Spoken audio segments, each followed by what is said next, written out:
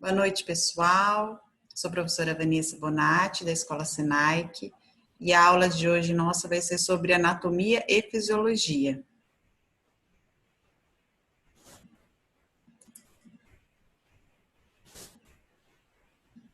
Então, pessoal, qual que é a importância de vocês da área da saúde hoje, tanto no curso de auxiliar de laboratório clínico, quanto no curso de auxiliar de farmácia e manipulação, de ter conhecimento sobre anatomia e fisiologia? A anatomia e fisiologia, ela é importantíssima hoje principalmente para a área da saúde. Ela é o assunto básico em qualquer área que vocês forem quererem atuar dentro da área da saúde, ela vai ser a matéria inicial de qualquer curso que vocês queiram fazer, né, dentro da matéria da áreas de biológicas. Então, qual que é a importância de vocês terem conhecimento de anatomia e fisiologia? Né? O que é anatomia e fisiologia e por que ela é tão importante, principalmente nas áreas biológicas, nas áreas da saúde, de vocês terem o conhecimento sobre ela. Então, anatomia e fisiologia, o que ela vai falar? A anatomia, ela é a ciência que ela vai estudar principalmente a parte estrutural, as estruturas, localização, posicionamento das partes do nosso corpo. Então, ela vai estudar a parte estrutural do corpo humano. E a fisiologia, ela vai completar principalmente esse estudo. Por quê? Enquanto uma vai estudar a parte estrutural, localização, componentes, a outra vai estudar o funcionamento desses componentes, quais são as células, os componentes que eles são formados, a parte física, química, as suas interações, como ocorre esse funcionamento, no que isso vai interferir muitas vezes durante um processo no nosso corpo, ou muitas vezes num processo de doença no nosso corpo, como que a gente consegue ter essa compreensão. Então, qual que é a importância maior disso, principalmente? A primeira, para a gente ter conhecimento do nosso corpo, ter conhecimento quais são as principais componentes, quais são os principais sistemas que são compostos pelo nosso corpo e ter conhecimento do funcionamento básico deles, como que eles funcionam. Porque quando a gente conhece pelo menos o básico, né, do funcionamento de cada sistema do nosso corpo, a gente consegue ter um pouco de compreensão da patologia, como que acontece essa patologia naquele, principalmente, sistema onde está determinando a doença. Então, essa é uma dos principais fatos das maiorias dos cursos da área da saúde, eles exigirem como matéria básica, né, e matéria inicial, a anatomia e fisiologia, para você ter conhecimento, principalmente da área onde você vai entrar, conhecimento do corpo humano, conhecimento do funcionamento, conhecimento das estruturas, conhecimentos dos componentes, conhecimento dos principais sistemas que compõem o corpo humano, e com isso conseguir compreender, né, o tão complexo, né, e tão maravilhoso que é o funcionamento do nosso corpo. Então, aqui a gente está vendo, né, a parte de anatomia, derivando fisiologia, patologia e medicamento. Como o nosso curso está relacionado com áreas de auxiliar de farmácia, manipulação e auxiliar de laboratório, qual que é a importância disso? Quando a gente abrange um conhecimento anatômico e fisiológico do corpo humano, a gente começa a compreender melhor a parte estrutural, componentes e funcionamento desse. A patologia, muitas vezes, pode estar relacionado com um mau funcionamento de algum componente de um sistema. Então, tanto na parte física quanto na parte química desse funcionamento, que pode ter alguma alteração causada por fatores externos ou fatores internos do próprio corpo. E aí, em si, a gente ter compreensão dessa patologia, dessa doença causada, e com isso, entender o porquê o medicamento vai conseguir, de certa forma, combater essa doença ou muitas vezes minimizar essa doença, controlar esses sintomas e ter uma melhor compreensão e entendimento do quadro. Então, esse é o maior, na realidade, característica da gente ter conhecimento de anatomia e fisiologia do corpo humano. Aqui a gente vai ver as principais divisões do corpo, que o corpo ele é subdividido em cabeça, tronco e membros, que são em 3 partes.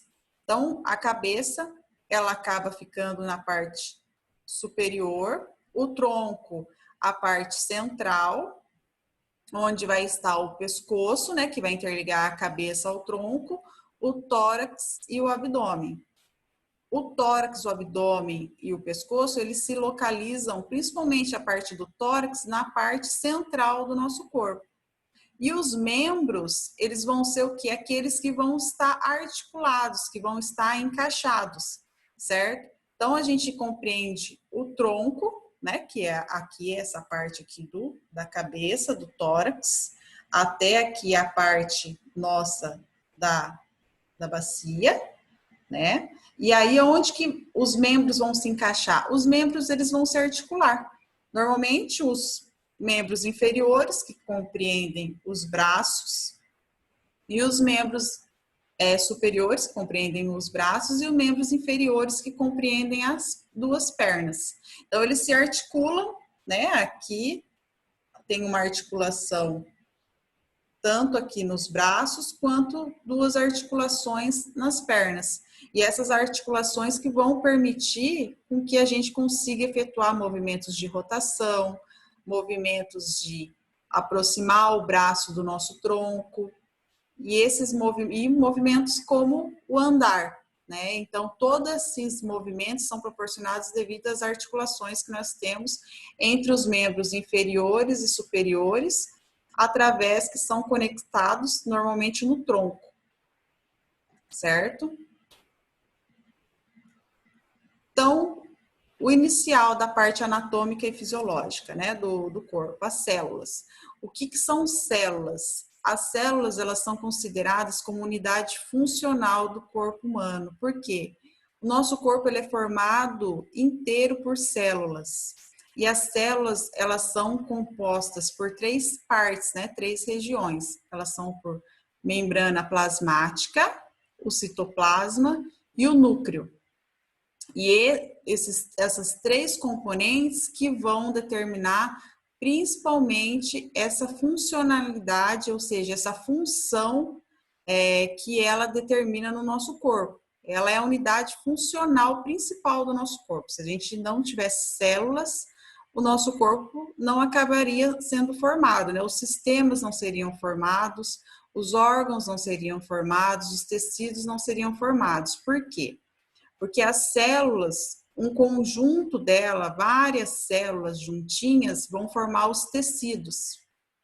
E um conjunto de tecidos vão formar os órgãos, que são os componentes, e um conjunto de órgãos vão formar os aparelhos ou sistemas, que podem ser sistema circulatório, sistema respiratório, sistema tegumentar, sistema reprodutor, masculino, feminino, sistema renal. Então, tem vários sistemas no corpo humano e cada um vai ter vários componentes formados principalmente por órgãos que vão determinar, né, delimitar o sistema de acordo com uma função, circulatório, respiratório, reprodutor feminino, masculino, cada um vai ter um órgão que vão ser compostos por aquele sistema.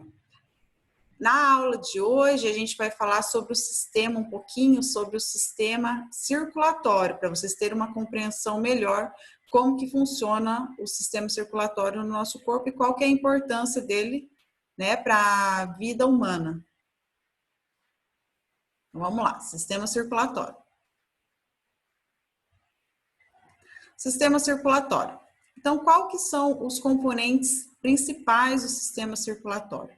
Então, o sistema circulatório é o componente que é o mais importante, né? Não que seja o único, mas ele é o componente principal do sistema circulatório, é o coração. Então, o que é o coração?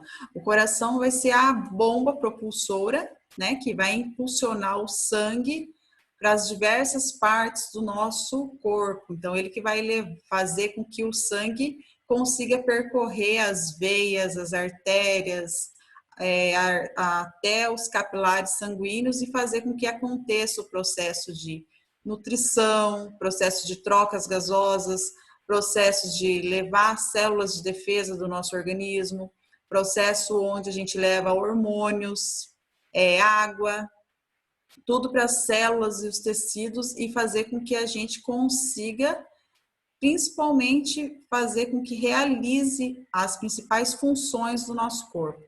Então, ele vai ser subdividido em sistema circulatório, que é o cardiovascular, e o sistema linfático. O sistema cardiovascular, que é o que eu falei para vocês, que ele é compreendido em coração, que é o órgão principal, vasos sanguíneos, que daí vão ser as vias de transporte, pode ser as veias, artérias, arteríolas, capilares, que vão ser os componentes básicos, que vão ser ali que eu estou delimitando no caso do sistema cardiovascular. E o sistema linfático, ele seria, no caso, o sistema de defesa do nosso corpo, o sistema composto pelas células que vão combater os possíveis bactérias, micro-organismos, fungos, que estão presentes aí, muitas vezes, na nossa vida, que a gente entra em contato com o meio externo ou muitas vezes até por fatores patológicos, muitas vezes pré-existentes. Então, o que acaba acontecendo? Normalmente as pessoas subdividem o sistema cardiovascular e o sistema linfático para melhor compreensão. Mas o que a gente tem que entender é que os dois sistemas, eles acabam não tendo essa divisão. Eles acabam trabalhando junto. Então, a gente não tem divisão de sistema cardiovascular e sistema linfático. Os dois sistemas são um só. Então, os dois, na realidade, são um que trabalham juntos. Então, a função básica do sistema cardiovascular é o quê?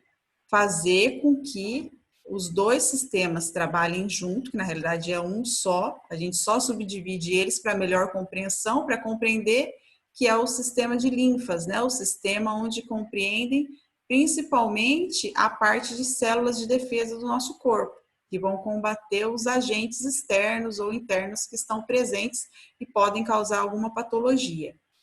Então, como que funciona esse sistema? Qual que é a principal função dos dois sistemas? Então, o sistema cardiovascular e o sistema linfático, eles vão fazer o quê? Eles vão fazer com que o coração, que é a bomba propulsora do nosso corpo, por que bomba? Porque é ele que vai impulsionar o sangue para as diversas partes do corpo e fazer com que aconteça principalmente as trocas gasosas, levar nutriente às células e também retirar substâncias tóxicas e restos, principalmente do metabolismo celular, para ser eliminado através, né, da circulação. Vão também, quando acontece um processo de patologia, um exemplo, muitas vezes a gente acontece de ter um furor, né? Aconteceu um machucado no braço. Então, esse braço foi lesionado. Quando eu lesionei esse braço, provavelmente aconteceu, né, devido a fatores externos, entrar bactérias, fungos, né, ou micro-organismos que são considerados como corpos estranhos dentro do meu corpo. O que vai acabar acontecendo? O sistema circulatório, ele vai fazer o quê? Ele vai estimular o sistema linfático a produzir células de defesa do nosso corpo e vai aumentar a quantidade dessas células para combater esses possíveis infecções, micro-organismos ou bactérias, né, que possam estar presentes ali nessa lesão. Então, aumentando a quantidade dessas células, eles vão levar lá naquele local onde está a lesão.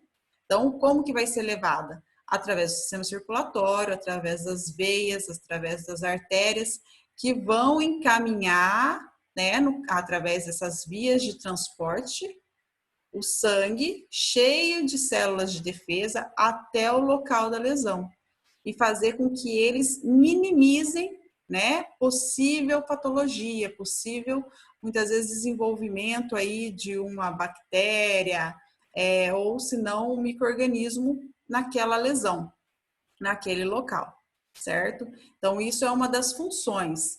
Outra função mesmo é controle hormonal.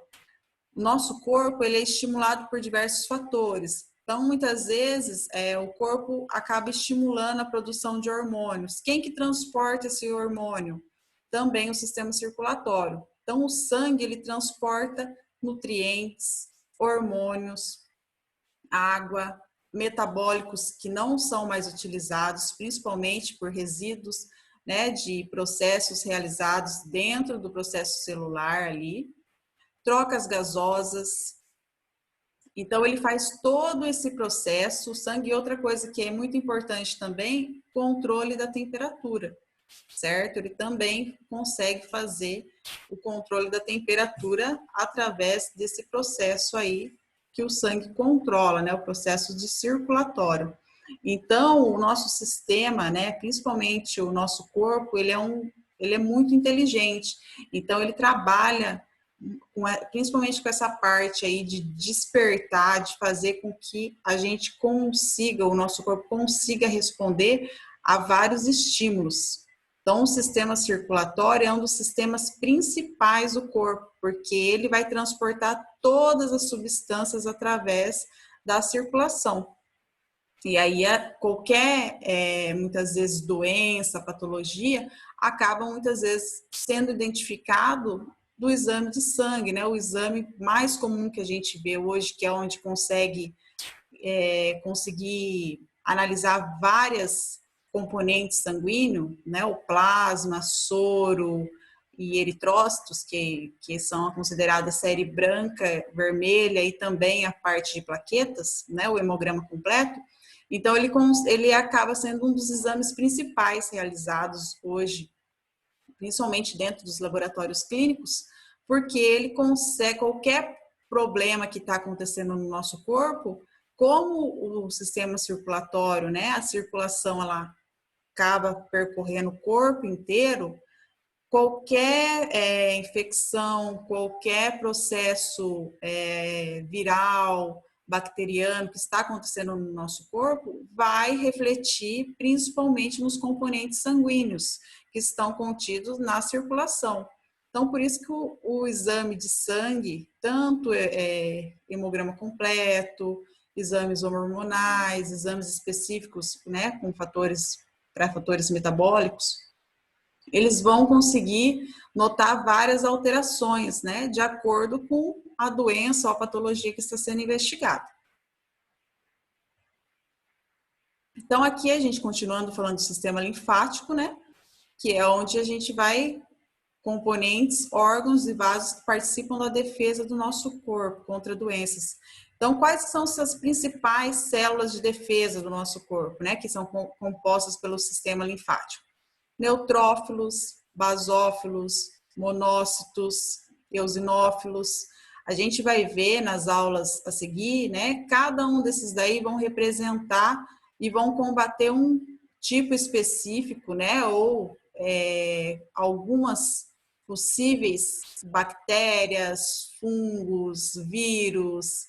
Então, a gente vai ver que por isso que muitas vezes quando a gente taxa, né? Quando a gente faz exames específicos e consegue ver grandes quantidades dessas células, a gente consegue identificar muitas vezes se a pessoa ela está com algum problema relacionado com problemas alérgicos, problema relacionado por uma infecção bacteriana, problema relacionado com uma infecção viral. Então, não sendo o exame único, né, no caso do hemograma completo, mas a gente vê que ele é um dos exames primordiais, né, iniciais aí para a gente conseguir, muitas vezes, traçar um rumo no tratamento, né, o médico traçar um rumo no tratamento. Então, ele é muito importante por causa disso. Então, aqui, né, a função básica que a gente viu até no slide anterior do sistema cardiovascular, que é transportar elementos essenciais para o funcionamento dos tecidos. Lembrando que os tecidos são o quê? Conjunto de células. Então, qual que é a parte fundamental, né, do sistema cardiovascular. Fazer a parte de trocas gasosas, né? Então, trocar o sangue rico em gás, gás carbônico por gás oxigênio. Transportar hormônios, excretas metabólicas e também transportar células de defesas, que são compostas pelos sistemas linfáticos, entre outras substâncias que podem ser levadas pelo sistema circulatório. Lembrando que o sistema circulatório é como se fossem as nossas vias de transporte, onde vão levar até os tecidos as substâncias e também retirar, né, excretas metabólicas que são derivadas do funcionamento celular dessas substâncias. Então, aqui a gente vai ver como que funciona a circulação sistêmica e a circulação pulmonar também do sistema circulatório, que ela vai ser subdividida e a gente vai conseguir compreender um pouquinho melhor essa parte de circulação sistêmica e circulação pulmonar, que a gente considera também como pequena circulação.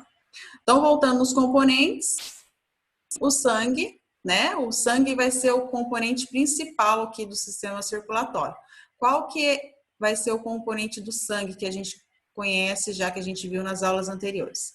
Então, é o plasma, o soro e a hemoglobina não, e os eritrócitos, né? Que são considerados os glóbulos vermelhos. Então, plasma, soro e os eritrócitos. O coração vai ser a bomba propulsora, que vai transportar principalmente o sangue, vai impulsionar o sangue aí pelas vias, as artérias e levar até os tecidos, né, para conseguir irrigar esses tecidos com nutrientes ou muitas vezes fazer a retirada também de substâncias tóxicas metabólicas que são derivadas do processo de funcionamento celular. Agora a gente vai ver a parte de circulação pulmonar e a circulação sistêmica.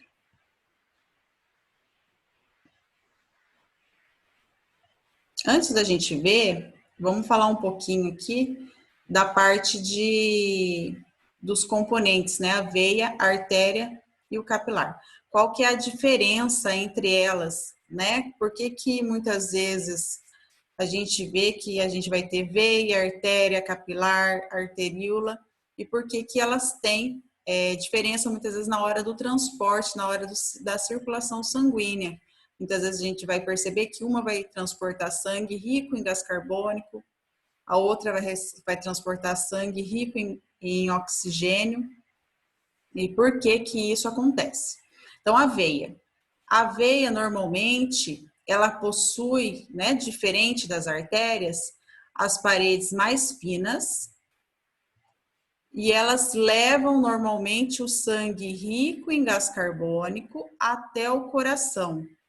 Então, como ela possui aqui as paredes mais finas, ela acaba sendo ideal para levar o sangue rico em gás carbônico ao coração, que é aquele que a gente chama de sangue venoso. Esse sangue, quando ele está indo para o coração, o que a gente tem que compreender? Quando ele está indo para o coração, a tendência é ele estar indo numa velocidade, né, numa pressão sanguínea menor, mas isso não significa que esteja acontecendo, certo? Porque muitas vezes pode ter vários fatores influenciando. Mas quando o sangue ele está indo para o coração, ele normalmente é levado por uma veia. Por isso que a gente considera como sangue venoso, que é o sangue que chega no coração. Então, como ele está indo e ele está num fluxo sanguíneo, né, menor, ele está voltando ali com seus resíduos metabólicos, com substâncias para fazer a troca gasosa, né, está rico em gás carbônico, então ele vai vir numa velocidade não tão alta, um fluxo sanguíneo não tão alto, e por isso ele acaba sendo levado pelas veias.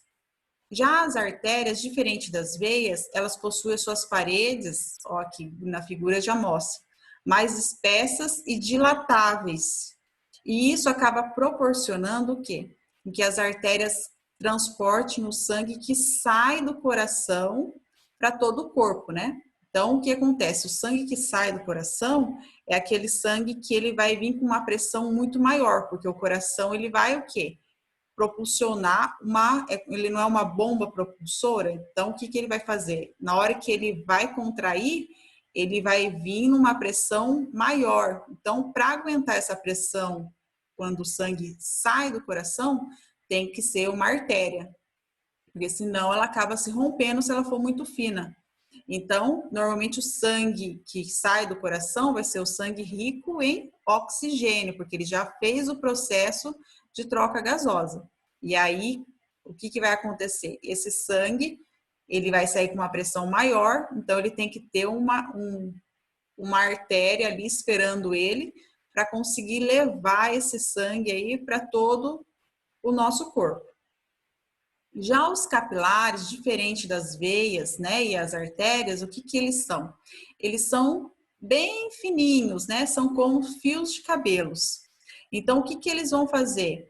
É eles que vão ligar as artérias e as veias, eles que acabam ligando uma na outra. Então, qual que é a principal função dos capilares? Eles que vão fazer a troca gasosa, que acontece lá nos alvéolos. Então, os capilares, eles que vão levar o sangue aos tecidos e que vão fornecer oxigênio às células e também alguns nutrientes. Por eles ser bem fininhos, eles conseguem fazer principalmente essa troca. Então, essa é a diferença entre veia, artéria e capilares. Aqui a parte estrutural, né, o componente anatômico do nosso coração. Então, o coração ele vai ser subdividido em dois átrios e dois ventrículos, né? Então, vai ser o átrio direito, o átrio esquerdo, o ventrículo direito e o ventrículo esquerdo. Lembrando que o lado direito do coração, normalmente, ele é onde compreende o sangue venoso, que é o sangue rico em gás carbônico, certo? Então, que ele vai chegar principalmente por quem? Pelas veias, né? Cava superior e cava inferior. Por que chega por veia? Relembrando, porque as veias, elas acabam possuindo, o sangue que vai chegar no coração, ele vai vir numa velocidade menor. E aí a veia, ela acaba sendo o componente ideal para levar o sangue ao coração. Porque ela tem, né? Voltando só para vocês relembrar, as suas paredes mais finas do que as artérias. Então, ela consegue suportar, daí, no caso, o sangue venoso que vai chegar aí ao coração. Normalmente, ele chega aqui no átrio direito e depois ele vai ser encaminhado para o ventrículo direito. Então, o lado direito, ele é o quê? Ele é onde se compreende o sangue venoso. O lado esquerdo é aonde vai se compreender o que? O sangue arterial, que é o que a gente considera aquele sangue rico em oxigênio, que é o sangue que já ocorreu, né? Já aconteceu a troca gasosa. O sangue saiu aqui do nosso ventrículo direito, foi enviado lá pela artéria pulmonar, lá pela veia, né? Que vai levar até os pulmões, as veias pulmonares, e foi realizada as trocas gasosas. Depois que realizou as trocas gasosas, o que acabou acontecendo? Esse sangue rico em oxigênio, ele entrou aqui no átrio esquerdo, encaminhou para o ventrículo esquerdo e ele vai ser transportado, ou seja, ele vai ser eliminado, né, sair do coração, propulsionado para fora do coração, né, depois, quando o coração faz a batida ali, contrai e expulsa, né, esse sangue do átrio esquerdo, através do quê? De uma artéria. A artéria que vai fazer esse processo de levar o sangue rico em oxigênio para todo o nosso corpo. Por quê? Lembrando que a artéria é ela que tem as paredes mais grossas do que as veias e tem também, são mais espessas e dilatáveis e faz com que consiga suportar a pressão que o coração propulsiona aí no sangue que vai sair dele, que é rico em oxigênio. Aqui, nós vamos agora explicar para vocês como que funciona, né, o sistema, que eu ia até falar para vocês antes e agora eu vou falar agora. Sistema de circulação pulmonar e sistêmica. Qual que é a diferença da circulação pulmonar e sistêmica? Então, tem subdividido em duas circulações. Então, a circulação sistêmica é aquela circulação onde acontece a circulação completa, né? Que o sangue sai rico em oxigênio, sai do ventrículo esquerdo e ele é enviado para todo o nosso corpo através das artérias. E depois ele volta para o lado, né? Para o átrio direito, entrando no ventrículo direito, e acontecendo lá nos pulmões as trocas gasosas, né? Deixando o gás carbônico e pegando o oxigênio. Então, essa é a circulação sistêmica, é a circulação completa. A circulação pulmonar, ela compreende no quê? No processo de enviar o sangue do coração para os pulmões e o processo de trocas gasosas. Então, é só esse processo que a gente chama de pequena circulação. Então, eu vou explicar novamente a circulação sistêmica para vocês conseguirem compreender melhor e ter um entendimento. Então, aqui, o lado azul, né, ele acaba sendo representado pela circulação venosa, que é a circulação rica em gás carbônico. E o lado vermelho, ele é representado pela circulação arterial, que é rica em oxigênio. Então, lembrando, o coração ele é subdividido em 2 átrios e 2 ventrículos. O lado direito, ele representa o quê? O sangue rico em gás carbônico, que é o sangue venoso, o sanguinho azul. O lado vermelhinho, que é o lado esquerdo, ele representa o sangue, a circulação, né? O sangue rico em oxigênio, certo? Então, como que acontece aqui o processo de circulação sistêmica? Então, o sangue aqui, venoso, rico em gás carbônico, tá vendo que tá vindo de todas as partes do nosso corpo? Ele tá vindo tanto dos membros inferiores, quanto os membros superiores, aqui a cabeça, membros superiores, aqui da parte, né, do fígado. Ele tá sendo o quê? Transportado até o lado direito aqui. Então, ele está entrando aqui no átrio direito, através do que? Veia cava superior e veia cava inferior, né? Que a veia aqui faz o transporte de sangue venoso. Então, o sangue venoso rico em gás carbônico vai entrar pelo átrio direito, vai ser encaminhado ao ventrículo direito, O ventrículo direito vai impulsionar esse sangue venoso aqui até os pulmões. Lá nos pulmões, o que vai acabar acontecendo? A troca gasosa, certo? Como que acontece as trocas gasosas? No processo de inspiração e expiração, certo? Então, quando a gente acaba inspirando, a gente inspira oxigênio e expira gás carbônico, certo? Então, nesse processo aqui, nos pulmões, vai acontecer as trocas gasosas lá nos alvéolos pulmonares, que é onde a gente vai deixar o gás carbônico do sangue venoso aqui. Então, a gente deixa o gás carbônico e vai inspirar, no caso, né? E vai pegar o oxigênio. E aí, lá nos pulmões, o sangue já vai se transformar em sangue rico em oxigênio, considerado também como sangue arterial, certo? Esse sangue rico em oxigênio vai ser encaminhado até o átrio esquerdo. Do átrio esquerdo, ele vai ser enviado ao ventrículo esquerdo. Vai aqui, né, o ventrículo esquerdo. Aí vai ser propulsionado, né, através de uma artéria aqui para fora do coração e para todo o nosso corpo, membros superiores, membros inferiores. Por isso que tem que sair por uma artéria. Por quê? Porque normalmente o sangue, quando ele sai, né, do coração, ele sai com uma pressão alta, porque o coração ele precisa dar uma pressão maior para conseguir enviar esse sangue para todo o nosso corpo. Então, recapitulando, o sangue venoso é o sangue rico em gás carbônico, o sangue arterial é o sangue rico em oxigênio. Como que acontece o processo, principalmente de trocas gasosas? Como que acontece no nosso corpo da circulação sistêmica? Então, o sangue venoso, ele entra aqui no nosso coração, através de veia cava superior e inferior, entrando no átrio direito e no ventrículo direito. O ventrículo, no caso o coração, vai propulsionar até os pulmões, lá nos alvéolos, esse sangue rico em gás carbônico, vai acontecer as trocas gasosas, transformando em sangue arterial, vai ser enviado lá para o lado esquerdo do coração, chegando no átrio, sendo enviado ao ventrículo, e vai sair desse coração através de artérias, né? E vai ser encaminhado para todo o nosso corpo.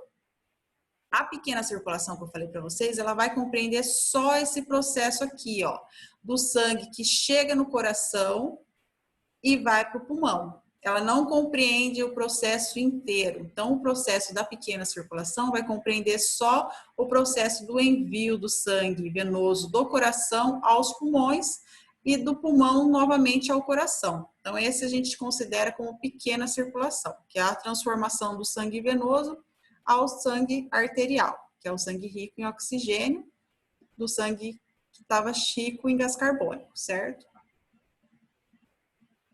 Sistema tegumentar. Então, a gente vai falar também um pouquinho do sistema tegumentar. Então, só para recapitular, a gente viu a importância da anatomia e fisiologia do nosso corpo, certo? Os componentes, vimos da célula, que é a unidade funcional, né, dos seres humanos, dos seres vivos, e ela é compreendida por vários tecidos, sistemas, órgãos, né, que vão fazer com que formem o corpo humano, né, os sistemas do corpo humano. A gente viu também a parte do sistema circulatório. Qual que é a importância do sistema circulatório, quais os principais componentes, diferença entre veia, artérias, capilares, por que que um pode transportar sangue venoso, por que que o outro pode transportar sangue rico em oxigênio, por que que um transporta sangue para o coração, o outro transporta o sangue que sai do coração. Vimos sobre a pequena circulação e a circulação sistêmica, a diferença entre elas. Agora a gente vai ver um pouquinho do sistema tegumentar. O sistema tegumentar é o que? A pele, né?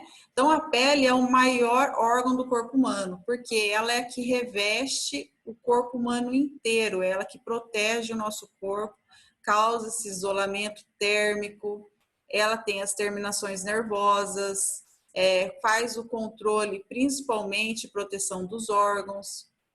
Então, a pele é um dos principais órgãos do corpo humano e tem grande importância, principalmente pela sobrevivência dos seres humanos.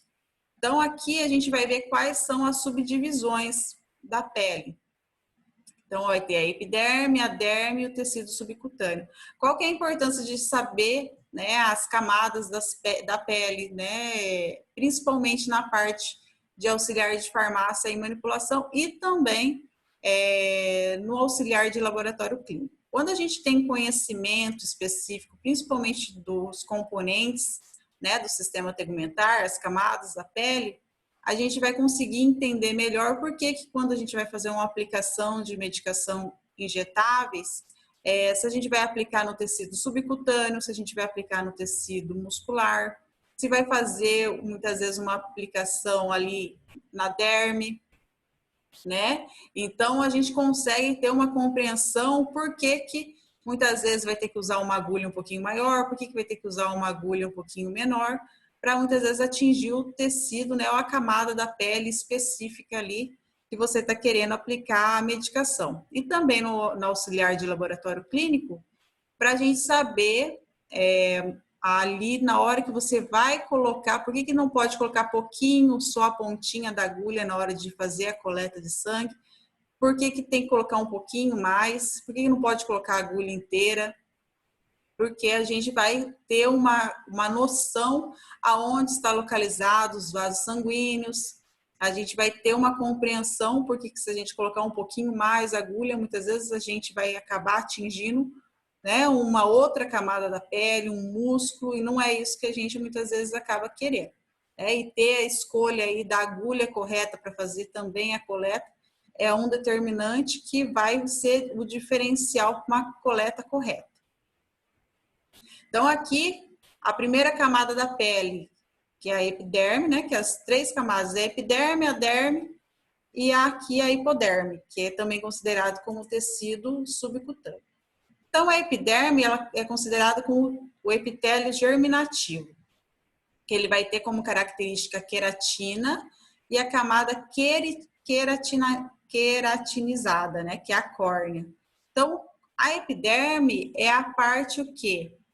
É a primeira camada da pele. Então, é a parte superficial da pele ali, aonde estão localizados os pelos, terminações nervosas e os receptores.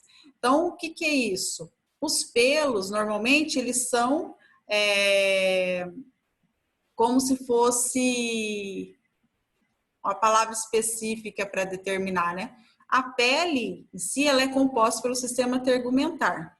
Tem os seus componentes, nervos, certo? E terminações nervosas. O pelo são como se fosse acessórios, né? Mas não é acessório, é a palavra correta, que agora, desculpe, tá fugindo da cabeça para falar para vocês uma palavra que se encaixe melhor.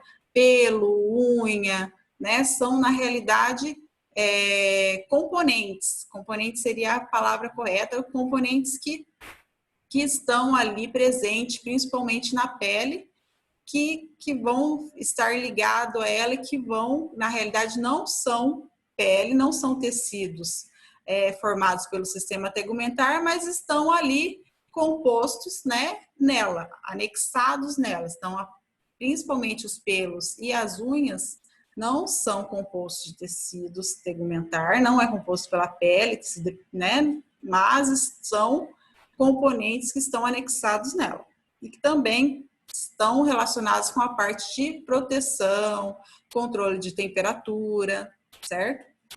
Então, aqui a parte da epiderme, que é a primeira camada da pele, a gente vai compreender os pelos, que a gente consegue ver, terminações nervosas e receptores. As terminações nervosas e receptores é o que acabam proporcionando o quê? Quando a gente encosta num local quente, a gente automaticamente tira a mão, né? Porque a gente sente ali que aumentou a temperatura do local e muitas vezes acabou queimando aquele local. Então, isso aí é o quê? Um estímulo do nosso corpo, do sistema nervoso central, né? Então, o sistema nervoso acaba tendo esse estímulo automático de tirar ali a nossa mão daquele local quente, devido às terminações nervosas e os receptores que estão nela.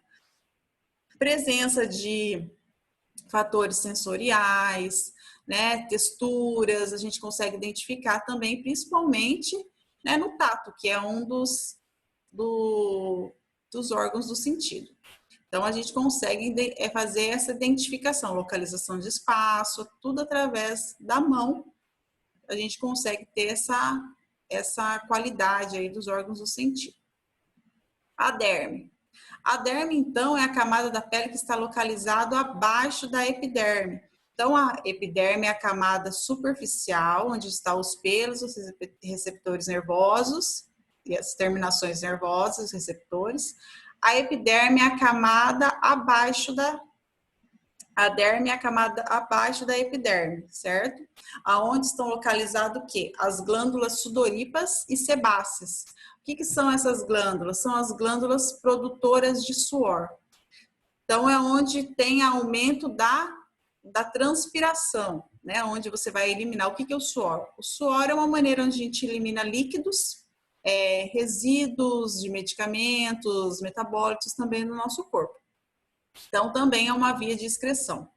E também serve muitas vezes para controle de temperatura. Quando a gente está com uma situação onde estamos expostos num clima muito quente, num ambiente muito quente, o nosso corpo vai acabar o quê? Produzindo suor, né, a transpiração, para tentar o quê? Diminuir a temperatura superficial ali da pele, do nosso corpo, e, consequentemente, diminuir a temperatura.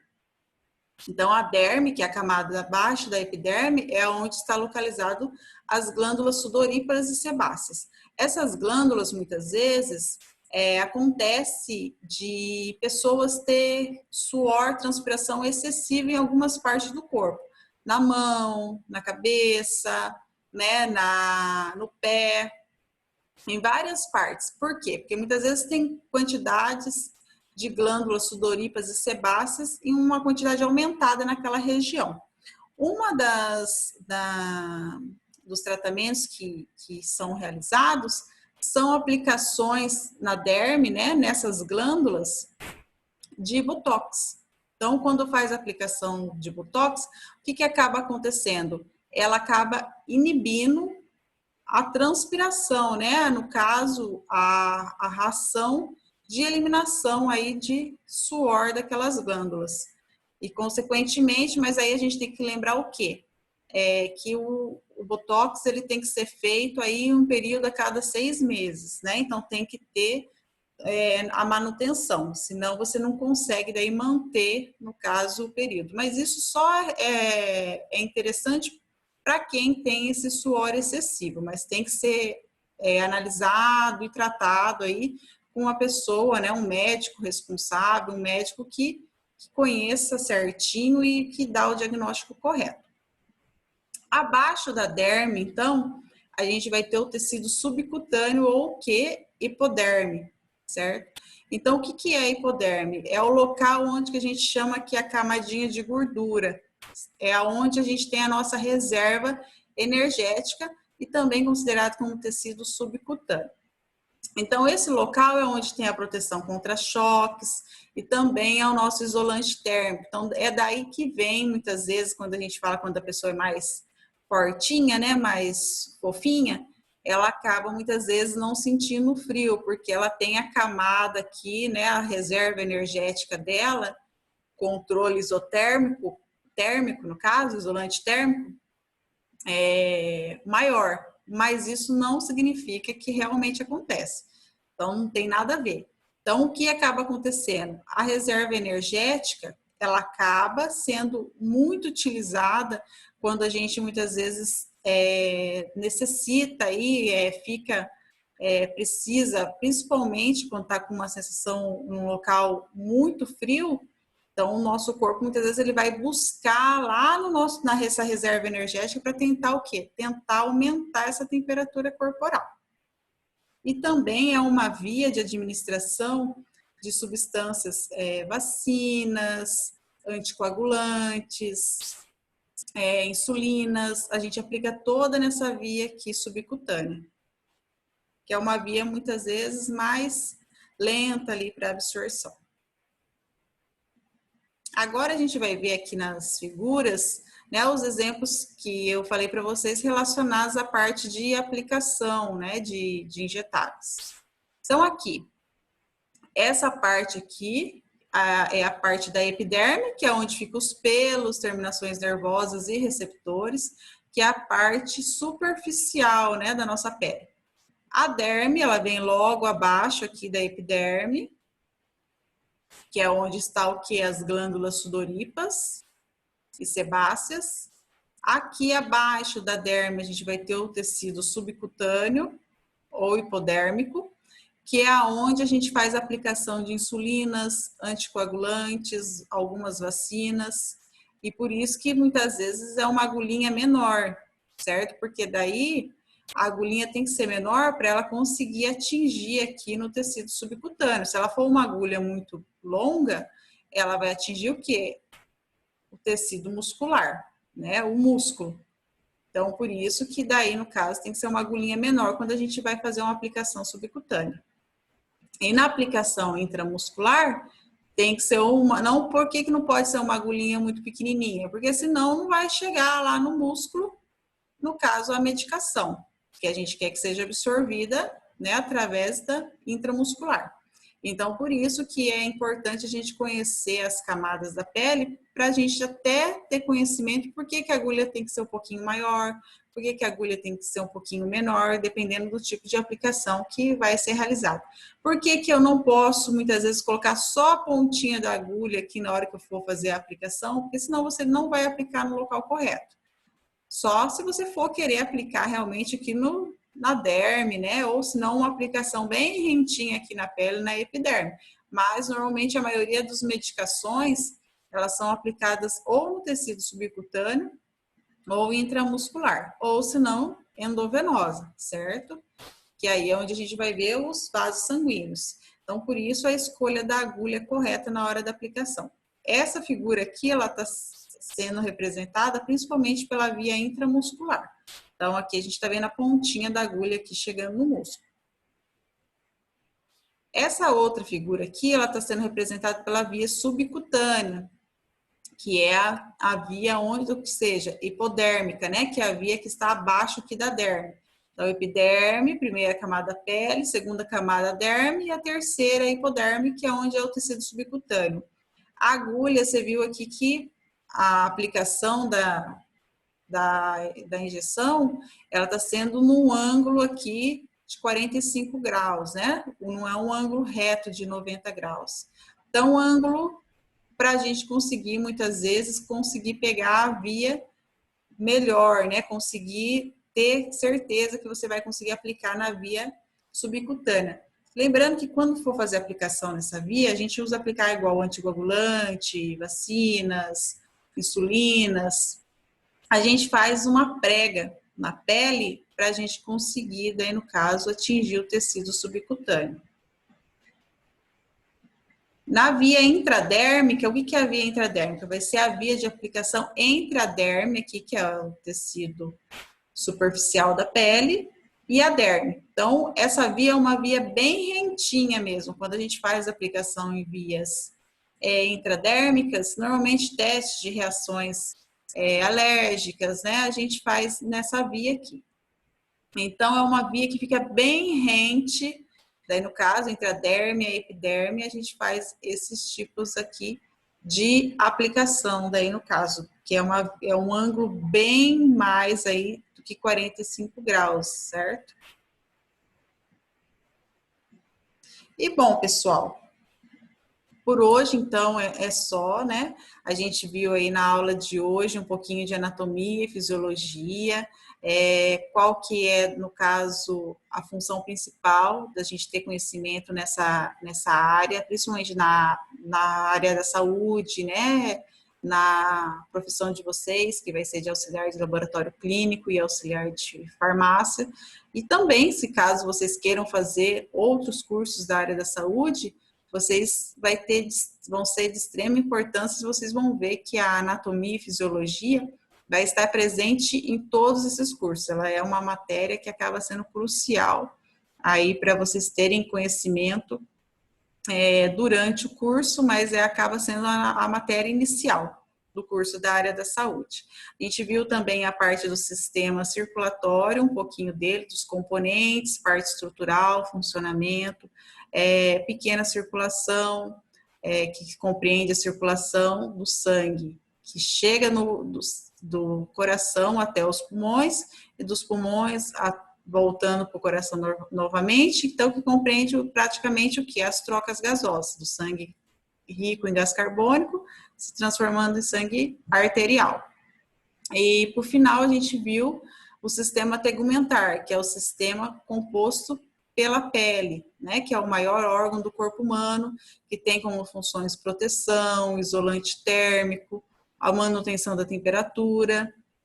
E vimos as camadas da pele, que são compreendidas como a epiderme, a derme e a hipoderme, e por que é importante ter conhecimento, né, das camadas da pele, principalmente na aplicação de injetáveis e também na parte de coleta sanguínea, né? Porque vocês têm que ter conhecimento para conseguir escolher melhor a agulha que vai ser utilizada e ter um compreendimento melhor ali do que vocês vão encontrar nessas camadas da pele, qual que é a função básica de cada uma delas.